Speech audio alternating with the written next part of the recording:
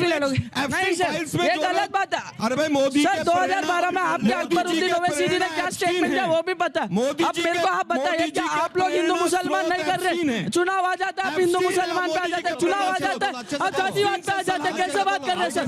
और अब हम पे आरोप लगा रहे हैं कि हम बीजेपी के कार्यकर्ता हैं, ये गलत बात है सर। हम यहाँ पे एज ए स्टूडेंट और एज ए वोटर आए और हमारा हक बनता है सवाल पूछना और आपका हक बनता है जवाब देना। आप हम पे ये आरोप मत लगाइए कि आप किसी पार्टी को सपोर्ट कर रहे हैं। कैसी है सर, और वो सिद्ध हो गया। आप बार बार एब्स्टीन फाइल बोल रहे हो। अब तो ध्रुव राठी ने भी घर वापसी कर ली है। चली गई। नहीं फिर आप यूट्यूब पे जाइए ना, आप यूट्यूब पे जाइए, ध्रुव राठी देखिए, सर्च कीजिए। अब तो वो भी घर वापसी कर रहा है, उसकी भी तो वीडियो देखिए आप। सुधांशु सर, मुसलमानों के लिए बाद में, पहले उससे पहले मोहन भागवत जी का एक बयान आया था भारत देश में कि इस भारत देश में 4 प्रकार के हिंदू होते हैं। पहले हिंदू जो कहते हैं गर्व से कहो हम हिंदू हैं। दूसरे, हम हिंदू हैं इसमें गर्व की क्या बात है। तीसरे, अरे हम हिंदू हैं धीरे से बोलो। और चौथे, जो अपने हिंदुओं की पहचान भूल चुके हैं। तो मोहन भागवत जी अपने इस बयान से क्या संदेश देना चाहते हैं? अगर वो संदेश एक होने का है तो वो एकता कब आएगी सर? आप बहुत अच्छा सवाल किया है। अभी रुक जाइए सर, रुक जाइए, 2-3 सवाल और लेने दीजिए। देख क्या इधर से कोई है? आई कांग्रेस के लोग कहते हैं कि हम हिंदू मुसलमान नहीं करते, तो जो उत्तराखंड में मुस्लिम यूनिवर्सिटी बनाने के लिए आपने कहा है कि हम जीतेंगे तो उत्तराखंड में मुस्लिम यूनिवर्सिटी बनाएंगे, उस पर आप क्या कहना चाहेंगे? अलीगढ़ मुस्लिम यूनिवर्सिटी, एक मिनट अंजना जी मैं यही दे दूं, उनको भी रोका ना, मैं फिर कह रहा हूं अलीगढ़ मुस्लिम यूनिवर्सिटी सर आपने अभी बैठे खड़े यहाँ पर ये कह दिया कि सभी के सभी बीजेपी के प्रवक्ता हैं। सर शर्म आती है कि आप लोग राजनीति वैसे तो करते होंगे, लेकिन देखकर हमें अब शर्म आ रही है कि आप इन स्टूडेंट्स को भी ये कहना चाह रहे हैं कि ये बीजेपी के प्रवक्ता है। क्या राजनीति है सर? ऐसी राजनीति में सर थोड़ी सी शर्म करिए। जो आपका हो चुका अंजना जी, हो चुका। एक ही सवाल, एक साथ आखिरी सवाल ले लीजिए, पर्सनली मत लीजिए इसको, क्योंकि हर तरह के थे और आधे तो इसमें आपके सपोर्टर्स थे, आपने उनको भी खो दिया। ये बच्चा आप ही के पक्ष से पहले सवाल पूछ रहा था। मेरा सवाल सुधांशु सर से है कि जो घर वापसी का मुद्दा चल रहा है, इसमें तो आम जिंदगी में हर इंसान को मतलब अपने खुशी से जीने का हक है, तो ये इतना मुद्दा क्यों बन रखा है मैम? राजनीतिक दलों के लोग इतना मतलब क्यों परेशान है, इतना हाई तो बात क्यों कर रहे हैं? मतलब सब अपने हिसाब से वोट मुझे भी लगा समझते ही अयोध्या की हार 240 सीट। सुधांशु जी आपसे शुरू करते हैं और इस बच्चे के ही सवाल से, मतलब लेना ना देना इस जनता का, इस बात का जवाब पहले भी दे चुका हूं। जहां पे टोटल घर उधर चला गया वहां जीना हराम हो गया। कश्मीर में एक ही जगह है जो अभी भी आतंकवाद से पीड़ित है। और मैं बताना चाहता हूं, ये तथाकथित बाबरी मस्जिद की बात तो सब करते हैं, पर इस हिंदुस्तान में एक दरगाह भी नष्ट की गई है, चरारे शरीफ, वो जलाई गई थी। क्यों? क्योंकि एक सेक्ट ऑफ इस्लाम कहता है कि दरगाह कुफ्र है, उसके बारे में कोई नहीं बोलता। इसलिए मैंने कहा जब एक ही तरह के घर वाले रहते हैं तो एक दूसरे का भी जीना हराम कर देते हैं। अगर घर वापसी होगी सब आराम से रहेंगे। जो मैंने पहले भी कोट किया था, बहुत बड़े पत्रकार हुए हैं मार्क टेली, जिन्होंने कहा मैं 30 साल दिल्ली में रहा और निजामुद्दीन एरिया में, जहां एक तरफ हजरत निजामुद्दीन दौलिया की दरगाह, दूसरी तरफ तबलीगी जमात का ऑफिस था। दुनिया का कोई दूसरा मुस्लिम देश होता है दोनों एक साथ नहीं रह सकते थे, 30 साल में एक ने दूसरे खत्म कर दिया होता। पर भारत में उसने कहा Muslims in India are the luckiest, कि वो अपने मजहब में जैसे चाहे इबादत करने को स्वतंत्र हैं। इसलिए इसकी आवश्यकता है। घर मजबूत रहेगा तो बाहरी लोगों के लिए भी मामला आगे रहेगा। और लास्ट में मैं ये भी कहना चाहता हूं, जो उसने बच्चे ने सवाल किया था कि कैसे हिंदू, उसके लिए जानते क्या है? ये जो एम वायरस हमारे दिमाग में घुसा हुआ है आजादी के इतने लंबे समय के बाद, मतलब Macaulay virus of 19th century और Marxist virus of 20th century, ये दोनों जो हैं इसी ने हमारे मन में ग्लानि भर दी है।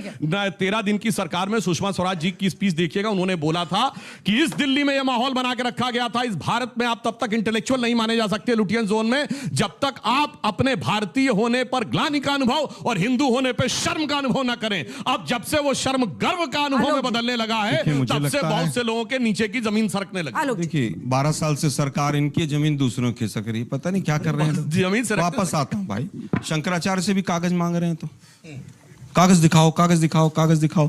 अभी तक तो अब्दुल से कागज दिखाओ, कागज दिखाओ, अभी शंकराचार्य से ही मांगने लगे। हिंदुत्व के ठेकेदार भी ये हो गए। शंकराचार्यों को चारों को घर पे बैठा दिया, उनकी पालकी फेंक दी। 150-200 कथावाचक आसाराम टाइप और राम रहीम टाइप पैदा कर लिए, उनको पैरोल दे देते हैं चुनाव में वोटों के लिए, फिर ये सनातन की बात करते हैं। किस किस का क्या क्या पैरोल हुआ और कौन कौन आप लोगों ने यहां पर इस तरह के कथावाचक पैदा किए, टीवी स्टूडियो में किस तरह से आज आप साधु संतों को भी लड़वाने से बाज नहीं आ रहे, अखाड़ों को आपस में लड़वा रहे हैं।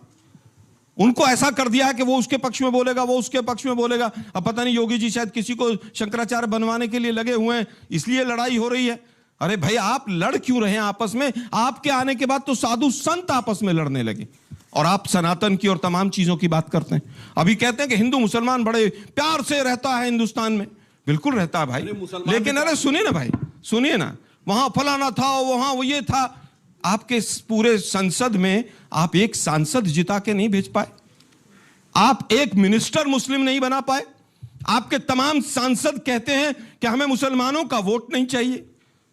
आपके मुख्यमंत्री मुसलमानों के फोटो पर टारगेट करके गोलियां चलाते हैं ठीक और है, आप एकता की बात करते हैं। सुप्रीम कोर्ट लताड़े मारता है मुस्लिम आपको। उम्मीदवार नहीं मिलता है आपको, आपकी पार्टी को डायरेक्ट जवाब 542 आसाम से शुरू कीजिए ना, एक मिनट, डायरेक्ट जवाब है। सुप्रीम कोर्ट ने क्या कहा है हेमंत बिस्वा के लिए? बोले बोले बोले। हाँ, इंडी गठबंधन ने 540 में 120 मुसलमान दिए थे, बोलो हाँ या ना? यूपी के अरे दिए, टिकट ही नहीं दिए, खुद दिए, देते नहीं और हमसे पूछते हैं। महाराष्ट्र जो यूपी के बाद सबसे बड़ा है, 48 में एक मुस्लिम नहीं दिया 2024 आपसे नॉट इवन ए सिंगल। हमसे भाषण दे रहे हैं, मंत्री किसे कहते हैं खुद मियां हमने फजीहत। सब कुछ बनाया सर, आपने हमने राष्ट्रपति बनाए, हमने उपराष्ट्रपति बनाए। आप ये बताइए आपने एक मंत्री क्यों नहीं बनाया? हमारे 3 मंत्री रह चुके हैं। वो नकवी जी कहां गायब कर दिए? उनका कार्यकाल कार्यकाल मगर सुनिए, हमने अब फिर अपने टर्न एप्स्टीन फाइल बहुत बोल रहे हैं आप हैं। एप्स्टीन फाइल में सुनिए, एप्स्टीन फाइल में मोदी जी का नाम कितनी बार है? 8 बार। राहुल गांधी का 6 बार, सोनिया गांधी का 4 बार, महात्मा गांधी का 25 बार, पोप का 1 बार। बोलो भाई किस किस पे बात करनी है? पोप जॉन पॉल II का भी नाम है। कहीं पर यह नहीं लिखा कि एप्स्टीन से कोई सलाह लेने गया था। मोदी जी केवल लेकर, और उसमें लिखा है कि इजराइल में नाचने गए थे। क्या सच है? किसने लिखा है और क्या क्या लिखा है? किस किस के बारे में? भाई आप कितनी बार के बारे में? अच्छा बताइए। एक मिनट, हरदीप पुरी ने कहा मैं 3-4 बार मिला हूं, बस। एक मिनट मेल से खुलासा हुआ जन्म से पहले 22 बार मिला आदमी। पूरा कर लीजिए। एप्स्टीन के जन्म से पहले ही महात्मा गांधी की डेथ हो चुकी थी, तो जिसका नाम उसमें आ रहा हो, पता नहीं क्यों एक यौन विकृत मानसिकता के सजाए याफ्ता अपराधी का नाम ले लेकर अपने गुनाहों को छिपाने का इससे दुर्भाग्यपूर्ण तरीका आपको नहीं दिखाई पड़ेगा। प्रेस कॉन्फ्रेंस इनके मंत्री करते हैं एप्स्टीन पे, और नाम हम ले रहे हैं। आदिल साहब, उस प्रेस कॉन्फ्रेंस किसने की थी? इनके मंत्री ने की थी। सफाई किसने दी थी?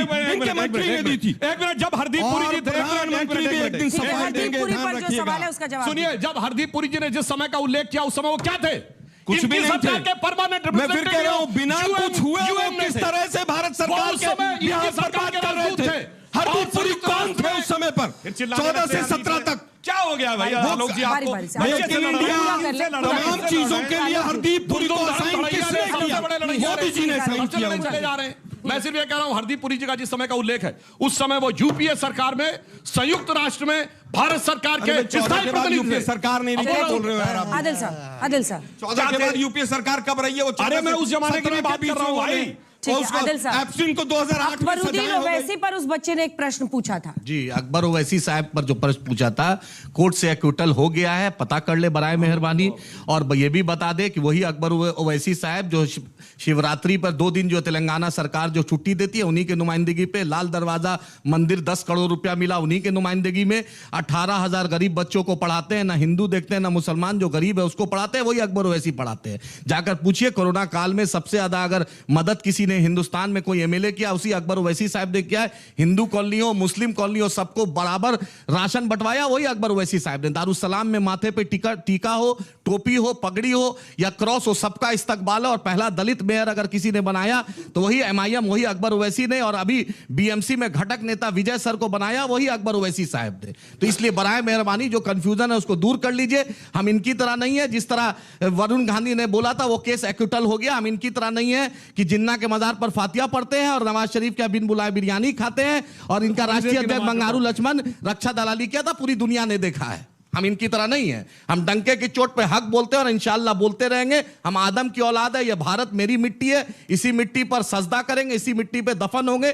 और जब भी देश को जरूरत पड़ी, चाहे टीपू सुल्तान हो, फजले हक खैराबादी हो, मीर उस्मान हो, अब्दुल हमीद हो, जब भी जरूरत पड़ी हमारे उलमाओं ने चटगांव से लेकर लाहौर तक ऐसा कोई दरख्त नहीं था जो देश की आजादी के लिए शहादत नहीं दी। सरफरोशी की तमन्ना हमने दिया, हिंदुस्तान जिंदाबाद के नारा हमने दिया, तिरंगा हमने दिया, क्विट इंडिया मूवमेंट हमने दिया। और जब भी आज ऑपरेशन सिंदूर में जब बैरिस्टर असदुद्दीन ओवैसी साहब गए तो यही भारत के लिए गए और पाकिस्तान को मुंहतोड़ जवाब हमने दिया। और इंशाल्लाह देश के लिए जब भी जरूरत पड़ेगी जान देंगे। माशाअल्लाह ये बता दिए, क्विट इंडिया मूवमेंट आपने दिया किन्होंने दिया? अभी आपने बोला हमने दिया। जरा पे कर दीजिए। अल्हम्दुलिल्लाह मैं अभी सुनना चाहता हूं सुधांशु साहब, किसने दिया? मिथुन और जर्सी का कंपटीशन नहीं है, किसने दिया? नहीं है तो आपकी बात गलत है। या तो आप झूठ बोल रहे हैं या ये झूठ बोल रहे हैं। बोलिए कौन झूठ बोल रहा है? आदम की मिट्टी है। सरदार पटेल ने मैं केवल इतना कहना चाहूंगा, मैं अपनी माँ के पैर दबाऊंगा, मैं अपनी माँ को खाना खिलाऊंगा, तो दुनिया में जाके मैं डिंडोरा नहीं पीटूंगा। मैंने अपने माँ की सेवा की है। मैं कहना यह चाहता हूँ, आज तक एक भी हिंदू ने नहीं कहा कि मैंने स्वतंत्रता आंदोलन में भाग लिया और मैं हिंदू हूँ। और इनका यह कहना है मुसलमान हूँ और मैंने स्वतंत्रता आंदोलन में भाग लिया। तुमने एहसान किया अपने देश के स्वतंत्रता आंदोलन में भाग लिया, अपने देश के स्वतंत्रता आंदोलन में भाग नहीं लोगे तो अमेरिका के स्वतंत्रता आंदोलन में भाग लोगे। हमने ऑपरेशन सिंदूर में पूरे भारत का नाम रोशन किया। हमारे साहब कह रहे तो अपने देश के लिए नहीं जाओगे तो और किसके लिए जाओगे? सिर्फ 2 मिनट बचे हैं, फिर इन दोनों से कवरेज बात। मैं बस मैंने अपना निवेदन कर दिया है कि राष्ट्रीय स्वयंसेवक संघ उसी विचारधारा ने राष्ट्रपति द्रौपदी मुर्मू, जो कि एक अनुसूचित जनजाति से आती है, उनको राष्ट्रपति बनाया। डॉक्टर APJ अब्दुल कलाम साहब मुस्लिम समुदाय से आते हैं, उनको राष्ट्रपति बनाया। मिसाइल कार्यक्रम का अध्यक्ष आज डॉक्टर टेसी थॉमस है, जो कि क्रिश्चियन है। यानी आदिवासियों को भी सम्मान, क्रिश्चियंस को भी सम्मान, मुसलमानों को भी सम्मान। ये RSS की ही आप पूछते हैं ना, RSS कौन है, क्या है, कैसा है? RSS की विचारधारा का प्रधानमंत्री है, RSS की विचारधारा के राष्ट्रपति हैं, हजारों विधायक हैं, सैकड़ों सांसद हैं। यह मोहम्मद फैज खान भी RSS की विचारधारा का है, तभी यह कहता है वंदे मातरम और भारत माता की जय। और भारत के ईश मेरे ईश हैं। मैं रामकृष्ण जी का भी सम्मान करता हूं, मैं अल्लाह का भी सम्मान करता हूं, मैं शिव का भी सम्मान करता हूं, जीसस क्राइस्ट का भी सम्मान करता हूं, क्योंकि यह सीख हमें भारत की हिंदू संस्कृति देती है। मैं आस्था से मुसलमान हूँ और संस्कृति से हिंदू हूँ। आलोक जी, इस सोच में क्या प्रॉब्लम है? अगर कोई मुस्लिम ऐसा बोलता है तो फिर सारे उस पर एकदम टूट पड़े, ये भी तो सही नहीं है। मैं कब कह रहा हूं कि मुस्लिम ना बोलें? बहुत से लोग हैं जो बोल रहे हैं और बोलते रहना चाहिए, किसी ने तो नहीं रोका इनको। मैं तो बीच में बोला भी नहीं। इन्होंने कहा RSS की विचारधारा से प्रधानमंत्री हैं, तभी तो देश का बेड़ा गर्क हो रहा है। RSS की विचारधारा से प्रधानमंत्री, जब तो देश पर 5 गुना कर्जा हो गया। RSS की विचारधारा से प्रधानमंत्री हैं, तभी तो ट्रंप के सामने सरेंडर किए बैठे। RSS की विचारधारा से प्रधानमंत्री हैं, तभी तो 18% टैक्स का सरकार अपने मुंह के ऊपर तमाचा लगाकर चुपचाप बैठी हुई। 8 RSS का प्रधानमंत्री है, इसीलिए 1 लाख से ज्यादा स्कूल बंद हो गए। RSS का प्रधानमंत्री है, इसीलिए गोबर पोत के AC की जगह गोबर से काम चला रहे। RSS का प्रधानमंत्री है, इसीलिए आज हिंदुस्तान की एक भी यूनिवर्सिटी 100 यूनिवर्सिटी में नहीं है। RSS का प्रधानमंत्री है, तभी तो चाइना का वो रोबोट वाला कुत्ता हमारे AI के समिट में घूम रहा है।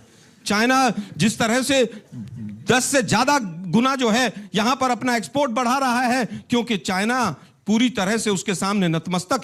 RSS का प्रधानमंत्री, इसीलिए तो चाइना को क्लीन चिट देता है। RSS का प्रधानमंत्री है, इसीलिए तो बिना युद्ध लड़े कई जगह हमारी भूमि पर कब्जा हो जाता है। इन्हीं के तापिर गांव जो सांसद थे अरुणाचल के, उन्होंने कहा था आज किस तरह से सोनम वांगचुक को जेल में डाला हुआ है, ये पूरा देश जानता है। RSS का प्रधानमंत्री है, इसीलिए तो 4 महिला सांसदों से डर के लोकसभा छोड़ के भाग जाता है। चलिए अब सुधांशु जी चारों बातों पर जवाब दीजिए और गलगोटिया पर जरूर बोलिएगा सर। देखिए उसमें पता नहीं कौन कौन सा चाइना का कुत्ता कहां घूम रहा है, ये मेरे को आइडिया नहीं है। उसके बारे में मेरे ख्याल से बहुत हमें शोध करनी पड़ेगी, उसके बाद हम आके बता सकते हैं। अब मैं सिर्फ ये कहना चाहता हूं कि साहब RSS ने 2 प्रधानमंत्री दिए जो प्रचारक रहे, अटल जी और मोदी जी। और मैं दावे से कहता हूं ये दोनों नेता वो थे जो प्रधानमंत्री बनने से बरसों पहले सारे सर्वेक्षण में जनता कहती थी ये प्रधानमंत्री होना चाहिए। और मुझे याद है प्रधानमंत्री नरेंद्र मोदी जी 13 सितंबर 2013 को संसदीय बोर्ड की बैठक शाम 6:30 बजे हुई और वहां अनाउंसमेंट हुआ, सारे सदस्यों ने सर्वसम्मत, सारे कार्यकर्ता सर्वसम्मत, और वो पीएम के कैंडिडेट बने और फिर जनता से स्पष्ट बहुमत पाके प्रधानमंत्री बने। इनकी तरह नहीं कि चाचा नेहरू को 0 वोट मिले 1946 में अप्रैल में सीडब्ल्यूसी की मीटिंग में, वो बने गांधी जी की कृपा से। फिर इंदिरा गांधी बनी इंडिकेट सिंडिकेट के बीच में, फिर राजीव गांधी बने इंदिरा जी की दुखद हत्या से उपजी सहानुभूति लहर में, फिर नरसिम्हा राव बने आपसी लड़ाई के बीच में, और फिर डॉक्टर मनमोहन सिंह अपने मुंह से बोले हैं कि हमको तो मैडम ने कहा था। तो यदि ये सब प्रधानमंत्री बनने के बाद नेता बने, हमारे आरएसएस के नेता बन के प्रधानमंत्री बने, ये होता है व्यक्ति के रूप में करना। और संघ क्या करता मैं बताना चाहता हूं। आज दलित बस्तियों में काम करने वाला सबसे बड़ा संगठन कौन? सेवा भारती, वो संघ का है। अनुसूचित जनजाति में, ट्राइबल्स में काम करने वाला सबसे बड़ा संगठन कौन?